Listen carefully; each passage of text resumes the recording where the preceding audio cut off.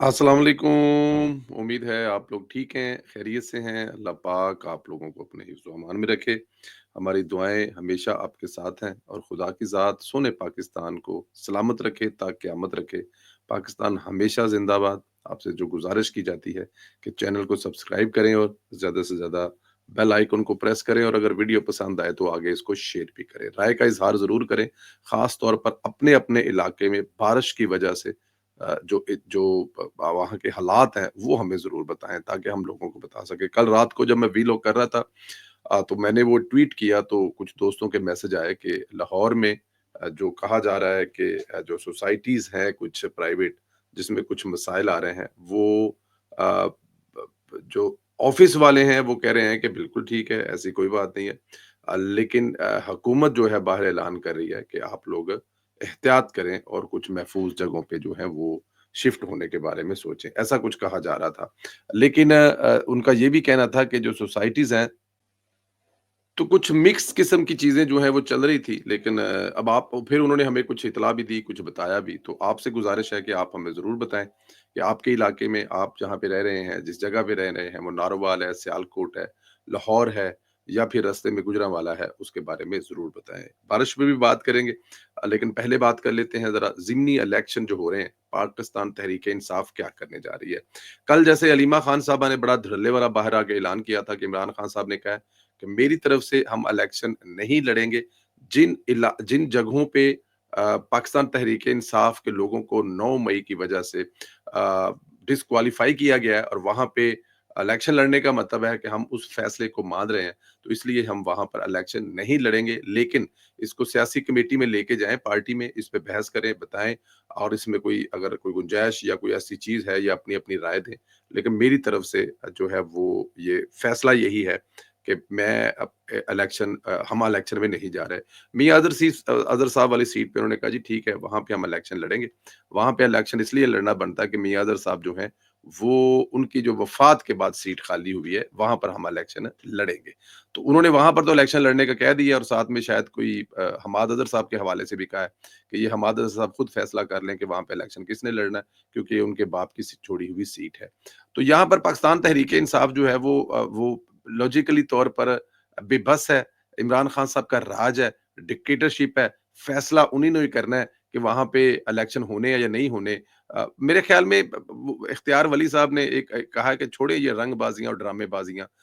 आप जाएँ देख अगर इतने ही मतलब कि तगड़े हैं तो दें कहीं पीके से पूरी जो असेंबली है उसको तोड़ें और जाएँ, जाके फ़ारिग हो जाएँ, सड़कों पे आएँ।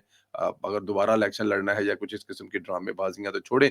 तो बात ये है कि इमरान खान साहब जो हैं वो ये सब कुछ कर रहे हैं। पीटीआई इलेक्शन का बायकॉट करेगी, पार्टी के मेरे ख़्याल में इसमें तो हाथ बंधे हुए हैं। पार्टी अपनी मर्ज़ी से कुछ कर नहीं सकती।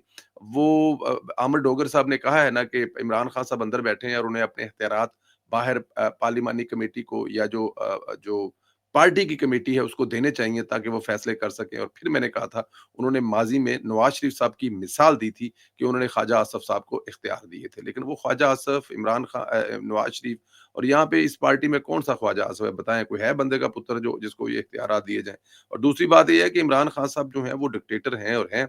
कौमी असम्बली और कायमा कमेटियों से इस्तीफ़े दिए जा रहे हैं। अलीमा खान साहब ने ये भी कहा कि इमरान खान साहब ये भी कह रहे हैं कि कौमी कमेटी और कायमा कमेटियों से इस्तीफ़े दिए जा रहे हैं, बल्कि उन्होंने कहा कि इस्तीफ़े दे दिए हैं। आज के बाद आप ये तसव्वुर करें कि आप उन कमेटियों के चेयरमैन नहीं हैं। देखिए सेनेट में 8 कमेटियों के और कौमी असम्बली में 5 कमेटियों के और जो पब्लिक अकाउंट्स कमेटी है, वो भी आपको पता है जुनैद अकबर साहब हैं और वो साथ में केपीके के जो है वो केपीके के सदर भी हैं पाकिस्तान तहरीक-ए-इंसाफ के। तो इन कमेटियों से भी उनका इस्तीफ़ा ही समझे। बल्कि मेरे ख़्याल में अगर मैं गलत नहीं हूँ तो आज सुबह मैंने मतलब को ट्वीट देखी है कि जुनैद अकबर साहब ने इस्तीफ़ा दे दिया है या वो वहाँ पर नहीं आए और नवीद कमर साहब जो हैं, वो मुतफ़िक़ा तौर पर आज के जो इजलास हैं, उनकी सदारत कर रहे हैं। तो इमरान खान साहब अंदर बैठे हुए जो है ना, उनको जो मुझे समझ आती है ना, वो यही है कि खान साहब खुद तो अंदर बैठे हुए हैं। असल तकलीफ़ ये है कि मैं यहाँ पर जेल में बैठा हूँ, बीवी मेरी जेल में बैठी है, हमारी सारी मेहनत है, पार्टी हमारी है, चलाने वाले हम हैं, मालिक हम हैं, मेहनत हमने की है, 28 साल हमने लगाए हैं। तो ये मतलब कि हम जेल में बैठे हैं और हमारे नाम पर बाहर जो है वो पर्चे फाड़े जा रहे हैं।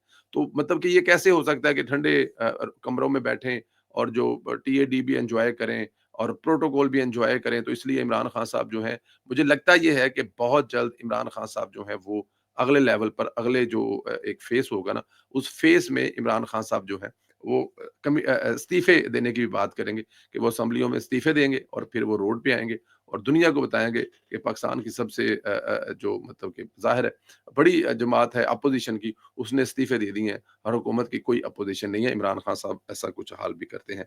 वाक़फ़ा ने हाल बताते हैं कि अली अमीन गंडापुर से कल जो एक लाइन बहुत चल रही थी, अली मोहम्मद खान साहब के बारे में उन्होंने कहा जी कि वो लाइन पाकिस्तान तहरीक-ए-इंसाफ वाले ऐसे ट्वीट कर रहे थे कि अचकज़ई मतलब अचकज़ई है, अचकज़ई का मतलब अली मोहम्मद खान साहब नहीं है।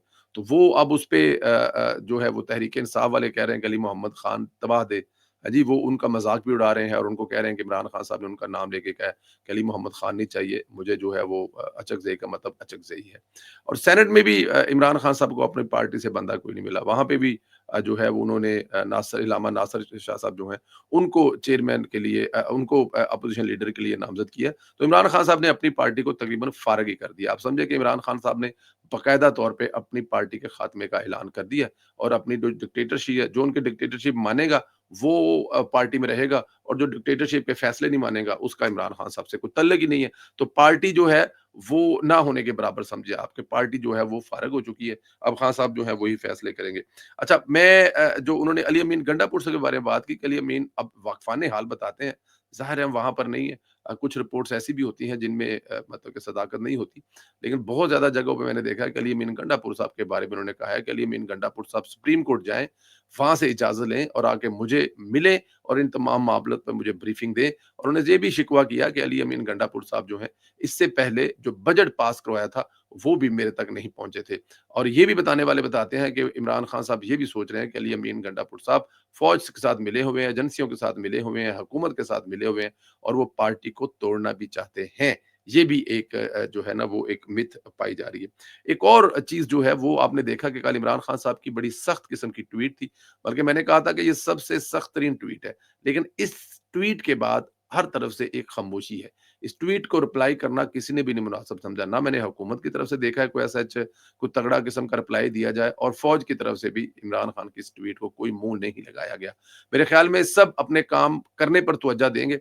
ਉਹ ਮਹੱਲੇ ਦਾ ਕੋਈ ਬਾਬਾ ਨੁੱਕਰ ਤੇ ਬੈਠਾ ਸੀ ਤੇ ਉਹਨਾਂ ਨੇ ਲੰਘਦਾ ਬਾਬਾ ਨੇ ਕਿਹਾ ਬਾਬਾ ਨਾਲ ਦਾ ਮੁੰਡਾ ਆਇਆ ਤੇ ਉਹ 10ਵਾਂ ਮੁੰਡਾ ਸੀ 10ਵਾਂ ਬਾਲ ਸੀ ਉਹਨੇ कहा पुत्र इन्हों का रोज का कुत खलेरा जाओ तुम अपने अपने कम्मा ते जाओ तो इमरान खान साहब ये जो ट्वीटें हैं ना इनकी अब मेरे ख्याल में कोई अहमियत कोई फर्क नहीं पड़ रहा कि वो आसम मनीर पर हर रोज फील्ड मार्शल आसम मनीर पर हर रोज कोई हमला करते हैं तो मेरे ख्याल में उसको आगे से सीरियस नहीं लिया जा रहा और सीरियस लेना भी नहीं चाहिए मतलब कि इमरान खान साहब जो ट्वीट करते हैं वो करने दें उससे आपको और मुझे क्या फर्क पड़ेगा क्या उससे पाकिस्तान G20 में जाने से रुक जाएगा G10 में आने रुक जाएगा क्या पाकिस्तान से सरमायाकारी आनी रुक जाएगी हालांकि उन्होंने सरमायाकारी पे भी इमरान खान साहब ने ज़र्ब लगाने की कोशिश की है कि इस मुल्क में कौन सरमायाकारी लेके आएगा जब अदालतें आज़ाद नहीं है जब ये नहीं है वो नहीं है पाकिस्तान तरक्की कर रहा है, पाकिस्तान आगे जा रहा है, खित्ते में पाकिस्तान की अहमियत इससे ज़्यादा कभी भी नहीं थी।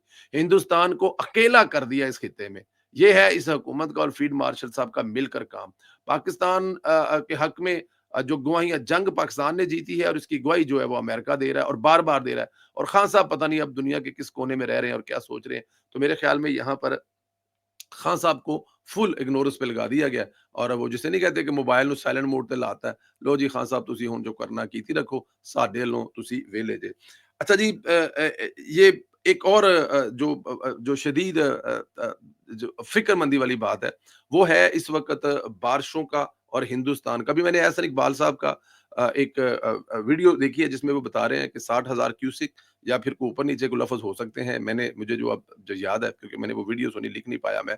तो वो पानी जो है हिंदुस्तान जो है वो किस्तों में छोड़ रहा है, एक दफ़ा नहीं छोड़ रहा। वो मतलब उसको छोड़ता है, बंद करता है, छोड़ता है, बंद करता है जिससे उसका उसका जो इरादा ज़ाहिर हो रहा है और उन्होंने ये भी कहा कि इसमें भी कोई शक नहीं कि ये अल्लाह ताला की ज़ात की तरफ से बारिशों का सीज़न है। लेकिन एक हमारा जो इंडस जो एक हमारा उनके साथ मुआहदा है, उसके मुताबिक कोई रूल एंड रेगुलेशन भी है। लेकिन भारत इस वक़्त किसी चीज़ का ख़्याल नहीं कर रहा है।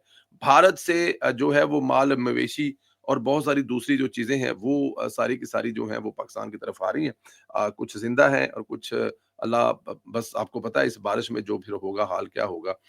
अच्छा अ, दरियाए चनाब हैडमराला सियालकोट सैलाबी जनरेशन की शिद्दत जो है वो काफ़ी ज़्यादा है। पानी का बहाव तकरीबन 9,50,000 क्यूसेक से तजावज़ कर गया है, जबकि बैराज की सलाहियत 1.1 मिलियन क्यूसेक है। तो ये तकरीबन बराबर हो चुका है, अब इसके बाद ऊपर से गुज़रने वाला है। दरियाए रावी और सतलज जस्टर और शाहदरा के मुकाम पर सैलाबी सूरत-ए-हाल शदीद हो चुकी है। सतलज में भी गंडा सिंह वाला मुकाम इंतहाई खतरनाक, कसूर वाला जो है गंडापुर जो है, कसूर वाली साइड से भी जो है वो काफ़ी खतरनाक दिया जा रहा है। हुकूमत जो है इसमें इक़दामात कर रही है, लोगों को एक तो महफूज़ मकामात पर जो है वो शिफ्ट करने के बारे में कर रही है। मैंने रात को भी बताया था, अभी भी बता रहा हूँ कि जो सियालकोट जो नारोवाल है, वहाँ पर शदीद सियालकोट में हमारे दोस्त हैं पाकिस्तान टीम के मैनेजर कोच खान साहब वो बता रहे थे, उनसे बात हो रही थी कि बात करते-करते उन्होंने कहा था जब मेरे दूसरे दोस्त उनसे बात कर रहे थे, तो वो कह रहे थे कि पानी जो है ना वो गली में आ गया है और जो पहली सीढ़ी है वहाँ तक पहुँच गया है। तो बात करते-करते जो है कह रहे हैं टेलीफ़ोन बंद हो गया और उसके बाद पता लगा कि उनकी गाड़ी भी जो गली में खड़ी थी वो डूब गई है पानी के अंदर और पानी जो उनके घरों के आधे-आधे के अंदर ऊपर भी आ गया है और वो 4-5 नाले बताए जाते हैं सियालकोट के करीब जो कश्मीर की तरफ से आते हैं और वो उनमें पानी जो है हमेशा कश्मीर की तरफ से आता है और तभी वो नाले बिफरते हैं जब पानी जो है बारिशें बहुत ज़्यादा होती हैं या जो ग्लेशियर पिघलते हैं। लेकिन इस दफ़ा रिकॉर्ड हुआ है फैक्ट्रियाँ जो हैं वो ऑफ कोर्स मैं इसके बारे में भी कोई बात नहीं करना चाहता लेकिन जिस तरह के हालात हैं ब अरबों रुपए का सामान जो है वो पड़ा होता है फैक्ट्रियों पे, आपकी मशीनरी पड़ी होती है, आपका तैयार किया हुआ माल पड़ा हुआ है। अल्लाह ताला की ज़ात रहम करे सियालकोट पर एक एक बहुत बड़ा नुकसान जो है वो हमें देखने को मिल रहा है। इसके अलावा अल्लाह पाक बस जाने हमारी महफूज़ रखे, ये सारी चीज़ें तो चलती रहेंगी। उसके अलावा नारोवाल में भी कुछ इस किस्म की सिचुएशन है। नारोवाल की यूनिवर्सिटी जो है वो खाली करा ली गई है, पनाह गज़ीन को वहाँ पे लाया जाएगा, मुतासरीन को वहाँ पे लाया जाएगा और वहाँ पे रखा जाएगा। एहसन इकबाल साहब वहाँ के एमएनए हैं, वज़ीर हैं, उसके अलावा जो दूसरे मिनिस्टर हैं, अहमद इकबाल से लेके बिलाल साहब से लेकर बहुत सारे बिलाल अकबर साहब से बहुत सारे दूसरे जो हैं वो वहाँ के साथ हैं और उनकी मदद कर रहे हैं। लाहौर की सिचुएशन ये है कि लाहौर में इंतज़ामिया फुल हाई अलर्ट है। क्योंकि अब ये जो नहर के जो जो आपका दरियाए रावी है, इसके किनारे जो सोसाइटियाँ हैं, वो ज़्यादा अलार्मिंग है। जिस तरह सब नाम ले रहे हैं पार्क व्यू का, इसके सामने ईएमई है, सीधे आगे चले जाएँ तो वो काफ़ी दूर बनता है बहरिया लेकिन सड़क के इस जीटी रोड के दरिया वाली साइड पे भी आबादियाँ बहुत ज़्यादा हैं। मुझे याद है पहले भी बता चुका हूँ कि जो शादरा है वो कैसे डूबा था, लेकिन इस दफ़ा अल्लाह पाक रहम करे लाहौर पे। लेकिन हौसला अफ़ज़ा ये बात है कि पंजाब की सरकारी मशीनरी जो है, वो बिल्कुल एक्टिव है। पंजाब के जो वज़रा हैं, वो बिल्कुल एक्टिव हैं। मरियम नवाज़ साहिबा जो हैं, वो बता रही थी कि इससे पहले ऑलरेडी इंतज़ाम कर चुके हैं। हमें इस बात पे ऑलरेडी अंदाज़ा था, पता था, तो हम लोग ऑलरेडी एक्टिव हैं। हमने इंतज़ामात किए हुए हैं। हमारी कोशिश होगी जानी नुकसान कम से कम हो और पानी अगर आता है तो ये रेला जो है वो खैर खैरियत से गुज़र जाए। आप भी दुआ करें, हमारी भी दुआ है, अल्लाह पाक रहम करे, करम करे, सोने पाकिस्तान को आबाद रखे। मेरे सोने केपी के, सोने पंजाब और आगे सिंध को भी इसी तरह हँसता मुस्कुराता रहे। लेकिन एक बात बता दूँ, इस पे आप लोगों को कुछ करना पड़ेगा। ये कम नहीं हो रहा।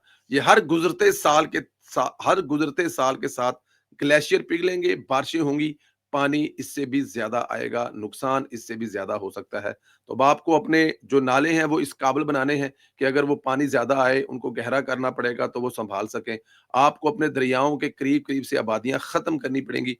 आपको अपने दरियाओं के पुश्ते जो हैं वो पक्के करने पड़ेंगे।